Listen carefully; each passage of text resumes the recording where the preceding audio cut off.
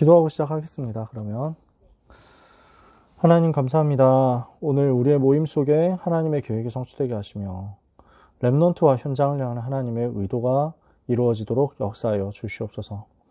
오늘 하나님이 렘넌트를 통해서 무너져가는 세상 성공자 살릴 수 있도록 참 성공자의 응답의 문을 여시기를 기도합니다. 주님, 우리 렘넌트들이 세상을 이기고 세상을 살리는 그 자리로 갈 수 있도록, 가이사 앞에 설 수 있도록 오늘의 삶 속에서 위드 임마누엘 원네스를 누리며 24, 25 영원을 누리며 오직 유일성 재창조 누리게 하여 주시옵소서. 오늘 이 밤은 오직 유일성 재창조의 시스템을 세우는 밤이 되기를 기도합니다. 예수 그리스도 이름으로 기도하옵나이다. 아멘. 누가복음 말씀 우리가 같이 나누는데요. 누가복음을 두고 우리가 오늘 나눌 내용의 핵심은 누가라는 그 사람 본인이에요. 누가가 무엇을 남겼느냐라는 것입니다. 누가복음이라는 책 자체는요, 바울의 주치의였던 의사 누가가 로마의 고위 관료인 데오빌로에게 쓴 편지예요. 누가에 대해서 우리가 많이 들었으니까요. 데오빌로는 데오빌로도 너무 잘 알잖아요. 데오빌로요 하면서 막 나오니까요. 근데 이 데오빌로가 본명이 아니고 가명이죠. 테오스, 하나님이란 말이고, 필로스, 사랑한다는 말이니까 하나님을 사랑하는 자, 이런 말입니다. 그래서 가명을 붙였어요. 근데 거기에 각하라고 했거든요.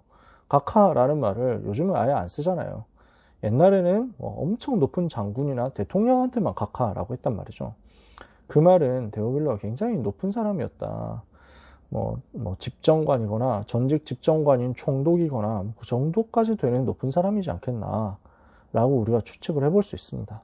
아무튼 누가가 자기가 성공자로서 또 전문인으로서 응답을 받고 있는 내용이 있으니까 그 내용을 가지고 포럼할 수 있는 현장으로 들어가는데, 특히 데오빌로 같은 성공자 만날 수 있는 포지션에 누가가 있었던 거죠.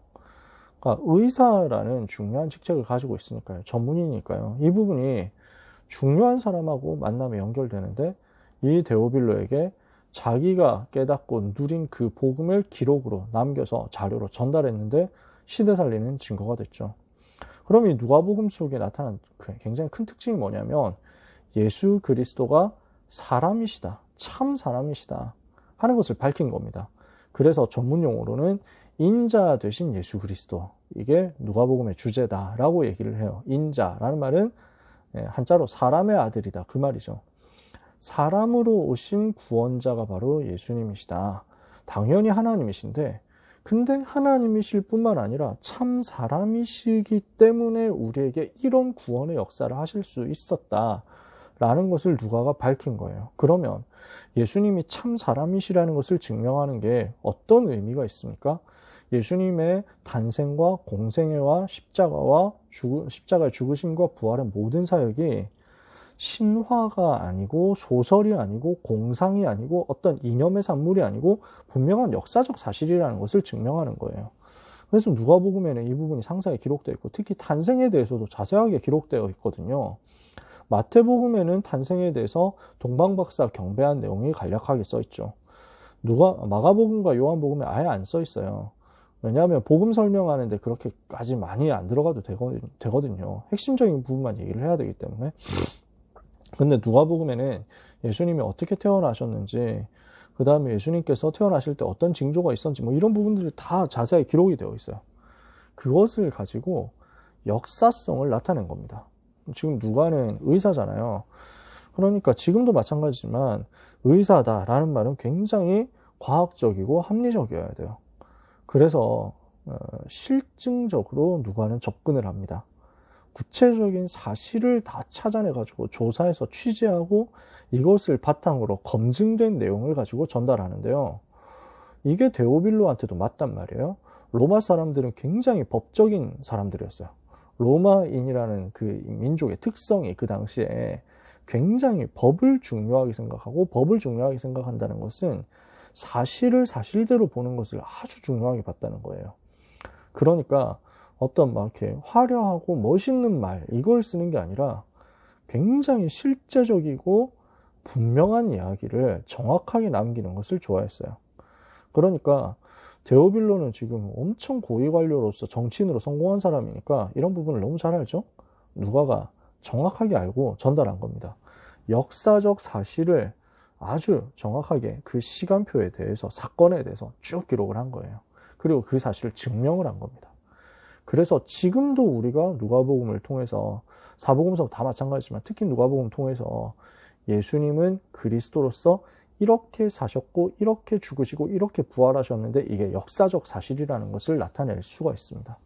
두 번째로 누가복음 통해서 예수님이 사람이시라는 사실, 참 사람이라는 사실을 증명하면 이게 무엇의 의미가 있습니까? 그리스도께서 우리와 똑같은 인간이시기 때문에 우리의 연약함을 모른 채 하시지 않고 다 아신다는 거예요. 그래서 우리를 도우신다는 거예요. 우리의 연약함을 아시고 이 부분을 가지고 우리를 도와주실 수 있으신 하나님이시다. 그래서 히브리서 기자는 이렇게 얘기했거든요. 그리스도께서는 우리와 같은 사람이시기 때문에 우리의 연약함을 동정하지 못하실 분이 아니시다. 우리에게 동정을 하실 수 있는 하나님이시다. 우리를 아시기 때문에. 인간으로서 인간의 약함을 아시기 때문에.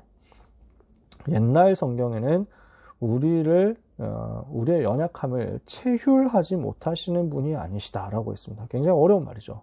근데 이게 조금 더 정확하죠. 동정한다. 그냥 좀 불쌍하네. 이런 정도잖아요. 체휼이라는 말은 완전히 체험해서 이것을 바탕으로 해서 긍휼을 베풀었다라는 거예요. 우리의 모든 연약함을 아시는 그 예수 그리스도께서 우리를 이해하시고 우리를 용서하시고 우리를 도우시는 분이시다.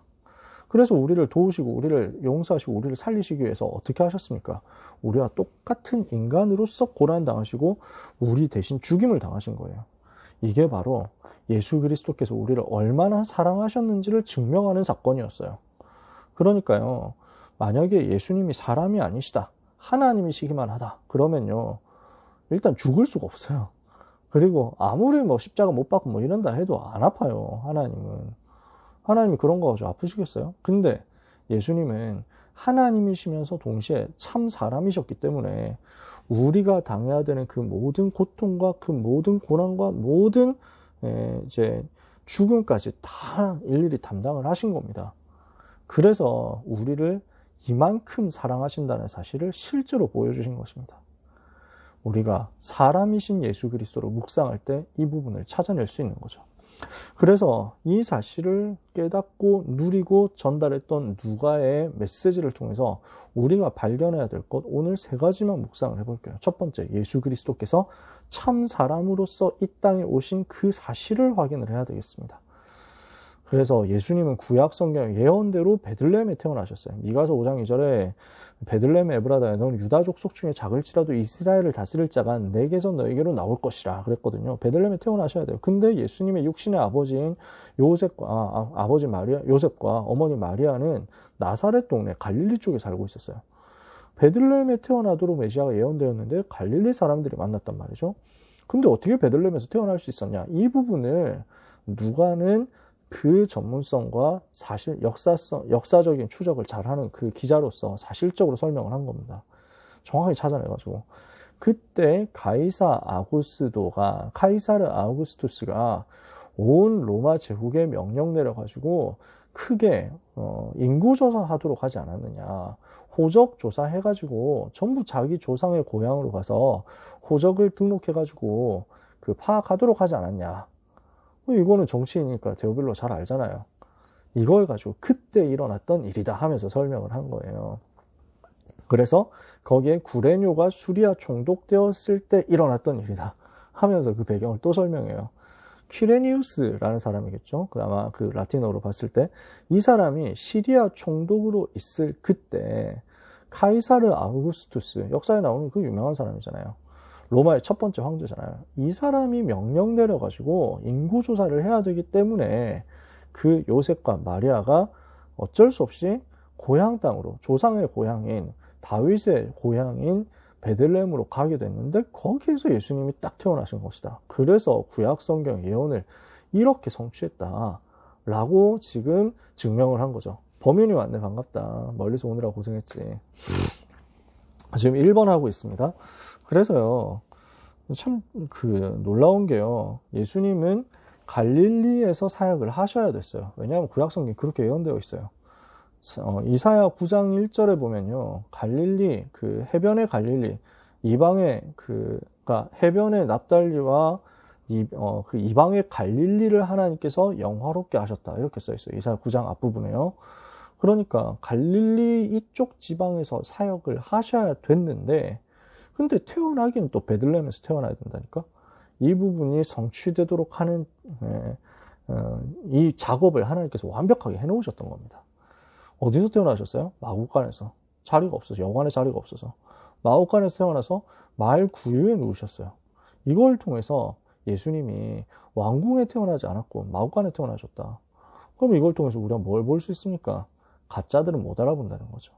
정말 복음만 붙잡을 사람들이 알아볼 수 있도록 이렇게 오신 것입니다. 그래서 그분 태어나셨을 때 천사들이 와가지고 경배하면서 알려줬잖아요. 오늘날 다윗의 동네 너희를 위하여 구주가 나셨으니 곧 그리스도 주시니라.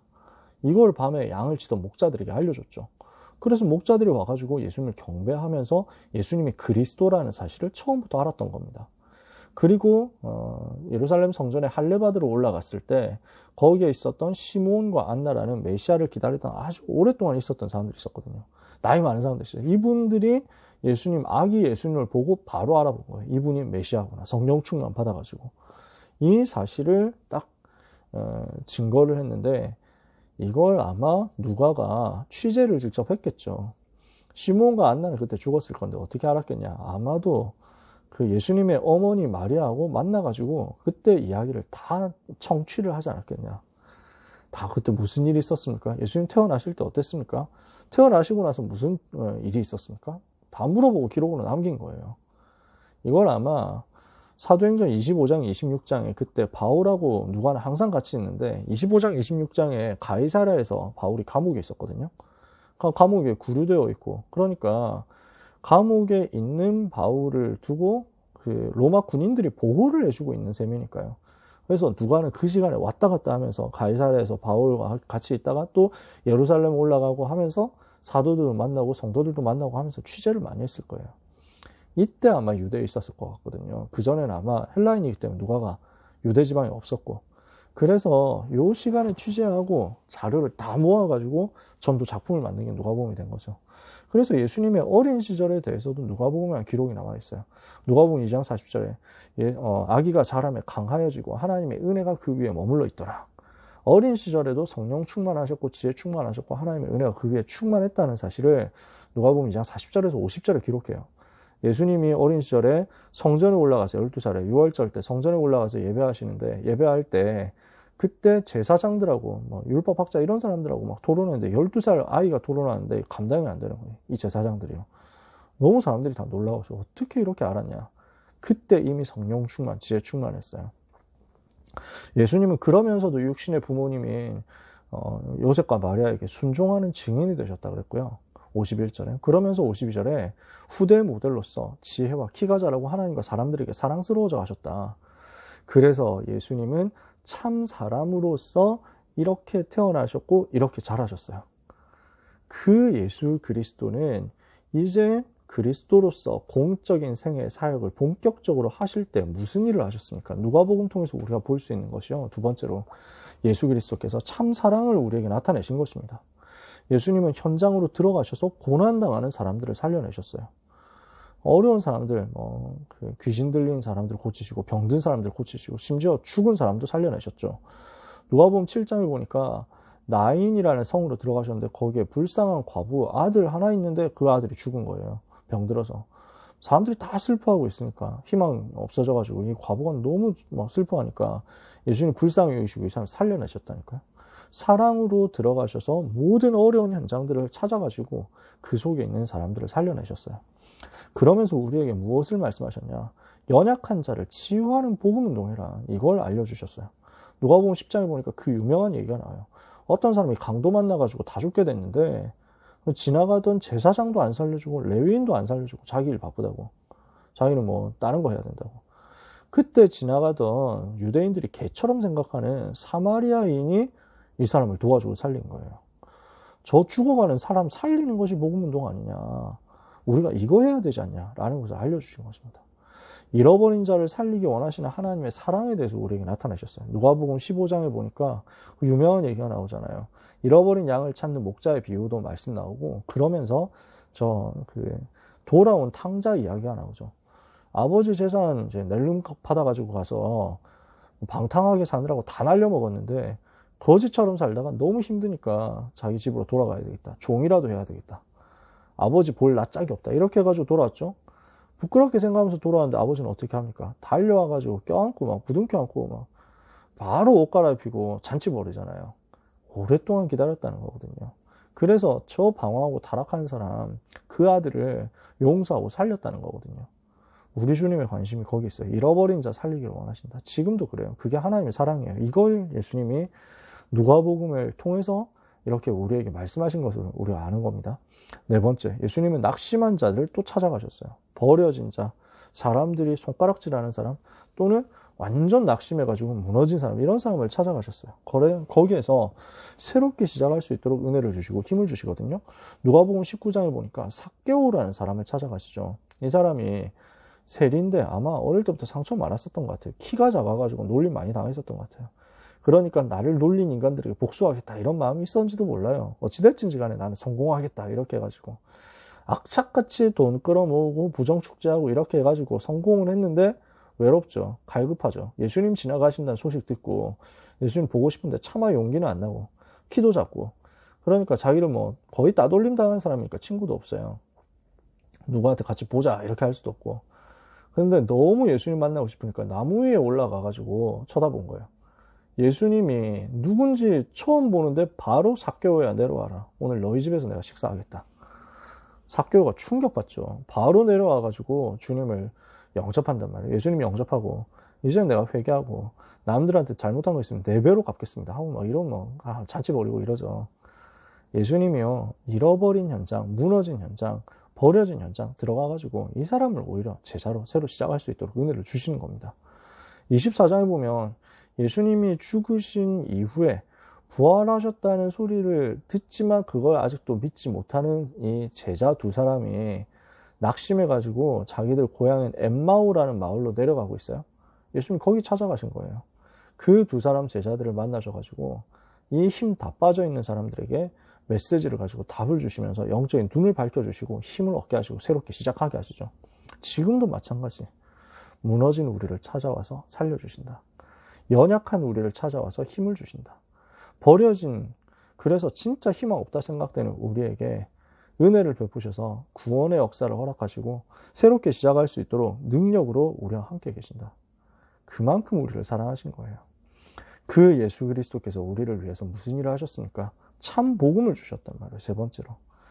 그리스도는 참 사람으로 오셔서 참 사랑의 복음을 우리에게 설명하시면서 이 참 복음 안에 있는 생명과 능력을 우리에게 허락하셨어요. 예수님 누구세요? 이 땅의 모든 문제 해결하신 하나님의 아들 그리스도. 예수님이 그리스도라는 사실을 누가복음도 계속 얘기해요. 그 그리스도는 죽으시고 부활하심으로 우리 인생의 모든 문제 해결하는데 누구든지 그분을 알고 믿으면 영원한 생명 얻어요.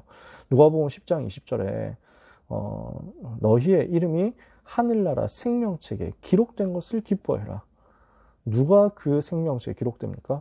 예수를 알고 믿은 그 사람은 완전히 생명 얻고 승리하는 겁니다.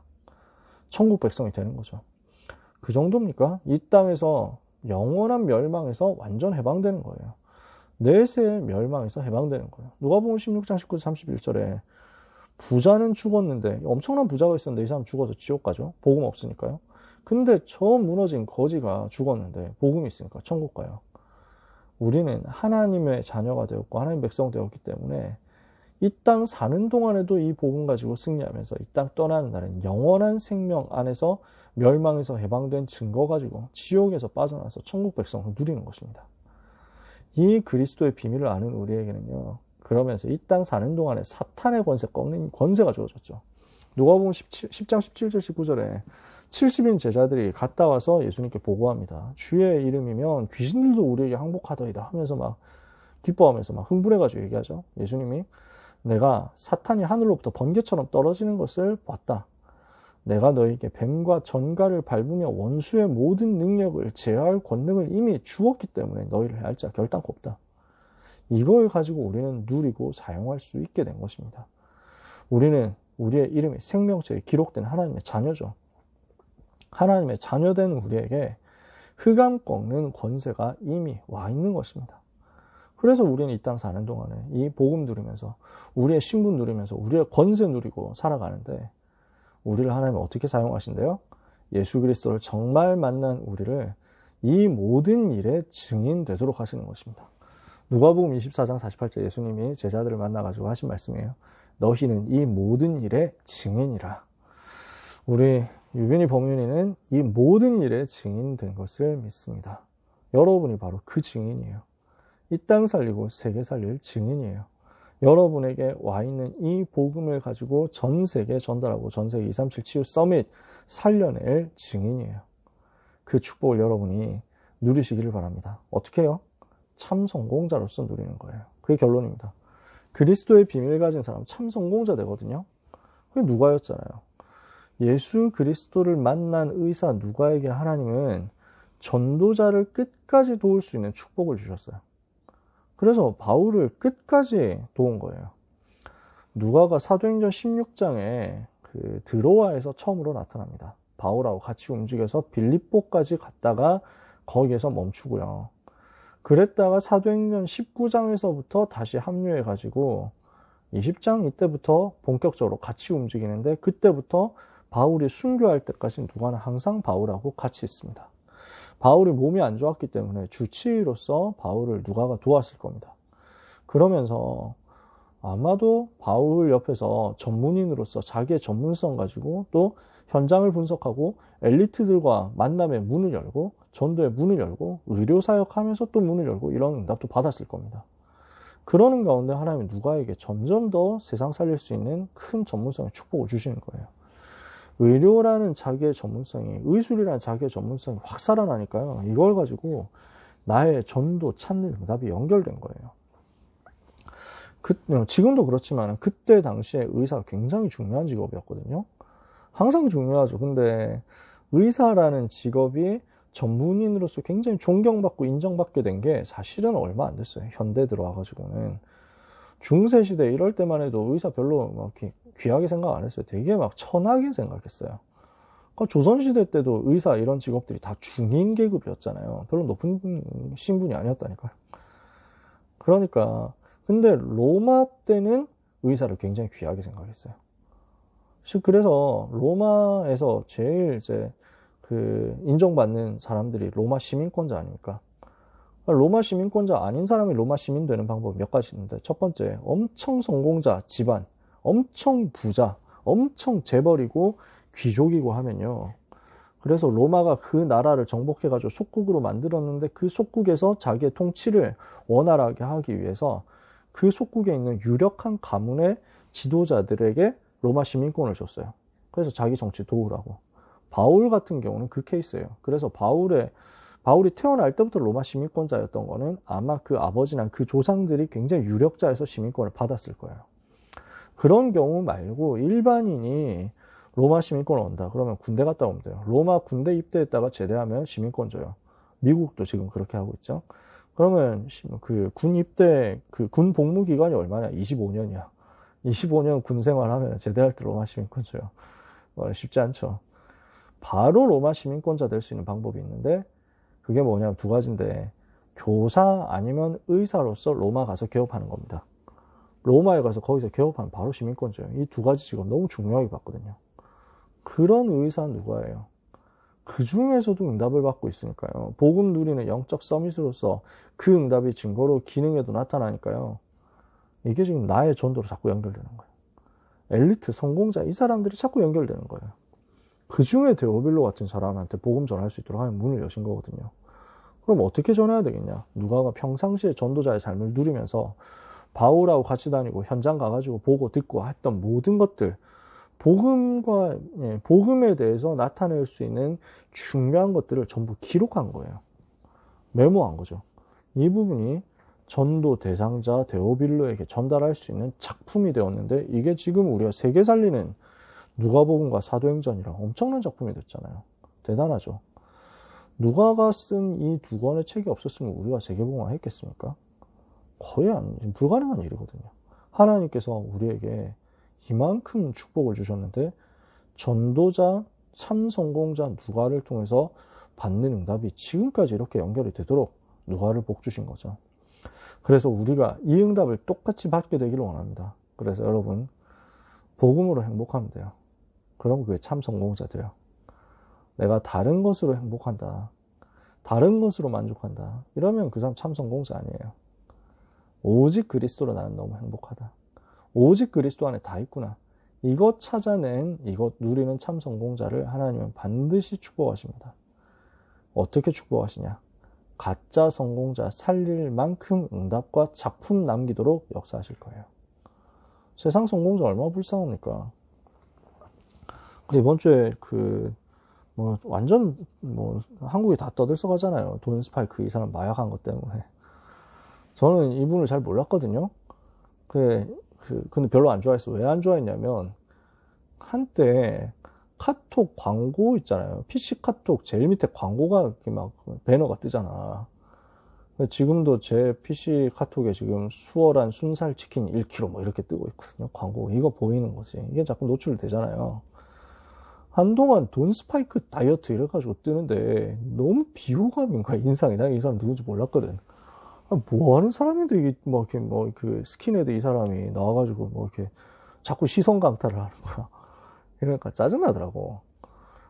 그냥 인상 자체가 술 엄청 먹고 담배 엄청 피고 그 다음에 이렇게 엄청 음란한데 돌아다니고 이럴 것 같이 생겼어요. 그냥 알아보지를 않았는데 왠지 그럴 것 같더라고.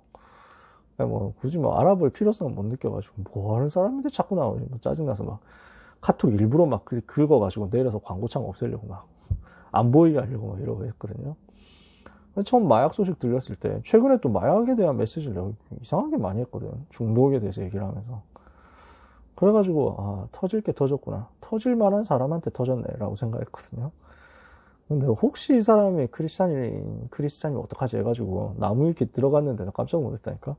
이 사람 그런 이미지가 아니었던 거야. 날 몰랐어. 이 사람 평소에 이미지가 되게 좋았나 봐. 돈 스파이크 이분이요. 바른 생활을 하는 분이었다면서요. 뭔가 느낌이, 사람들한테 전달된 이미지가 성실하게 살고 바르게 살고 어려운 사람 도와주려고 하고 이런 이미지였나 봐. 나 잘은 모르겠는데. 그래서 사람들이 엄청 충격받았대. 진짜 성실하게 살면서 술 많이 먹어가지고 문제 일으키는 사람들 각성해야 된다면서, 우리나라 술에 너무 관대한데 이렇게 되면 안 된다 이런 글도 쓰고 했더라고. 그러면서 너무 어렵게 살았는데 노력해가지고 성공한 사람, 이렇게 해서 사람들이 칭찬하는 사람인데 이렇게 됐다는 거야. 그렇죠. 세상 성공자들 그래요. 나 읽어보고 나서 괜히 좀 미안하더라고. 나는 모르고 이 사람 별로 안 좋아했는데 굉장히 어려운 배경 속에서 살았구나. 상처 되게 많았겠다. 그래서 엄청 노력해가지고 여기까지 왔는데 근데 해답 없었구나. 그게 불쌍한 거예요. 답 없으니까 성공해놓고 나도 성공이 답이 아니니까 그쪽으로 들어가는 거죠. 여러분이 갈 현장에 그런 사람들 너무 많이 있을 겁니다. 가짜 성공자들이요. 이 사람들 살리기 위해서 하나님 여러분을 참 성공자로 보낼 겁니다. 언약을 붙잡는 응답이 여러분에게 있게 되기를 예수 그리스도 이름으로 축복합니다. 우리 기도 제목 간략하게 나누고 마치죠. 우리 유빈이는 오늘도 채팅으로 가겠지? 기도 제목 여러분 소통해 주세요. 범인이 혹시 기도 제목 나눌 거 있니?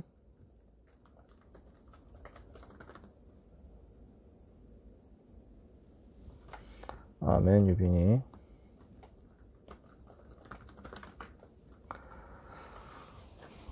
네.